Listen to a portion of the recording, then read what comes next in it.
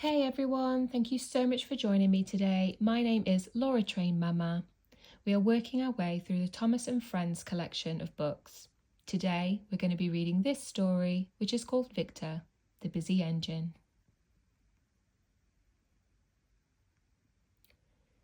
This is a story about Victor, a shiny red engine who runs the Sodor steamworks.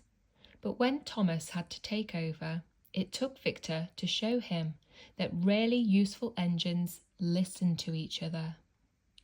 One morning, the Fat Controller had a special new job for Thomas. You must look after the steamworks while Victor is at the transfer yards, he said cheerfully. Thomas's firebox fizzed with excitement. He loved visiting the steamworks. Make sure you listen to Victor carefully. He will tell you everything you need to know, the Fat Controller told Thomas. Yes, sir, Thomas whistled happily as he set off. When Thomas arrived at the steamworks, Victor was waiting for him.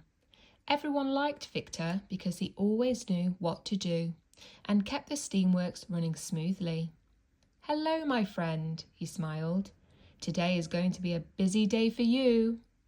I like being busy, Victor, tooted Thomas. He couldn't wait to get started. Now, Thomas, said Victor firmly, when an engine comes in, you must listen carefully to their problem. If you get stuck, ask Kevin. A cheerful yellow crane wheeled towards Thomas and Victor. That's right, Thomas, said Kevin. Just ask me if you get in a fix. But Thomas was too excited to listen. He just wanted to get on with his very important job. Don't worry, Victor, I know what to do, he chuffed. You better get going or you'll be late. Victor puffed off towards the transfer yards. Thomas was now in charge. Before long, Spencer steamed into the steamworks. His shiny paint was scratched. Where's Victor? Spencer asked. He's away today. I'm in charge, replied Thomas. I'll check you from whistle to wheels. Kevin was worried. Thomas, Spencer only needs a new coat of paint, he said. But Thomas wasn't listening to Kevin. After all, he was in charge. Put Spencer up on a hoist, Kevin, he said bossily before puffing away. A few moments later, Henry arrived at the steamworks. He was spluttering and stuttering, wheezing and sneezing. He was surprised to see Thomas instead of Victor. Victor is away today. I'm in charge, said Thomas. I know what's wrong. You've been given the wrong coal, Henry. Oh, no, Thomas, I have my special coal. The problem is, Henry wheezed. But Thomas wasn't listening. After all, he was in charge. He asked Kevin to fetch Henry's coal. Next, James puffed into the steamworks. His funnel was blocked with straw and twigs. Where's Victor? He puffed slowly. He's away today. I'm in charge, said Thomas. What you need is a new funnel, James. Oh, no, Thomas, James began. But Thomas wasn't listening. He was in charge. Kevin, find a spare funnel, please, he tooted. Thomas looked around the busy steamworks and felt very proud indeed. Poor Kevin wheeled this way and that with worry. He wanted to help, but Thomas had given the little crane too many jobs to do. Then there was trouble.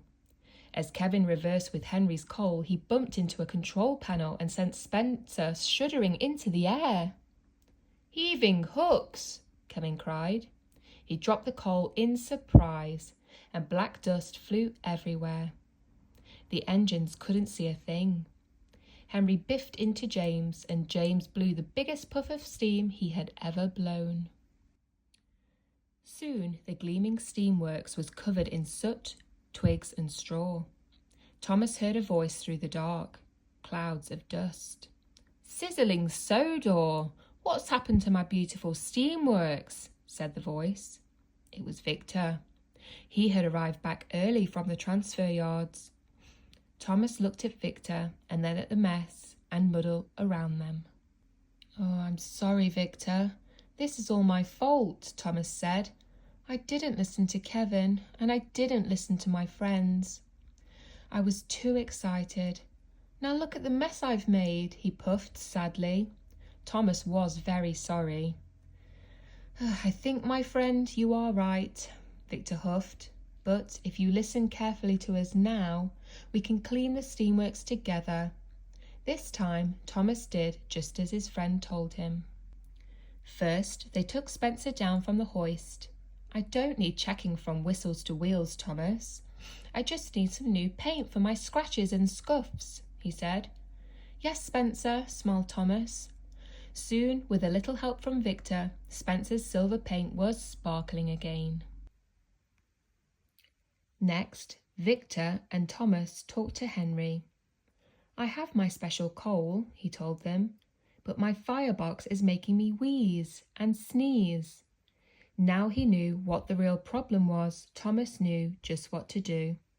Don't worry, Henry, Thomas whistled. Your firebox needs a clean, that's all. Thomas was right. After Victor and Thomas had helped clean Henry's firebox, Henry felt as good as new. Last of all, Thomas and Victor went to help James. I don't need a new funnel, James said. I just need my old funnel cleaned and polished. Before long, James was shining from fender to footplate. Now all of the engines were ready to be really useful, and the Sodor Steamworks was clean again. Thomas promised that next time he visited the steamworks, he would listen to what Victor told him. Thank you so much for joining me today. I hope you enjoyed reading that story in the Thomas and Friends collection. If you did enjoy today and you would like to hear more in future, please don't forget to hit subscribe. It really just helps me to know that you enjoyed the content. Have a great day.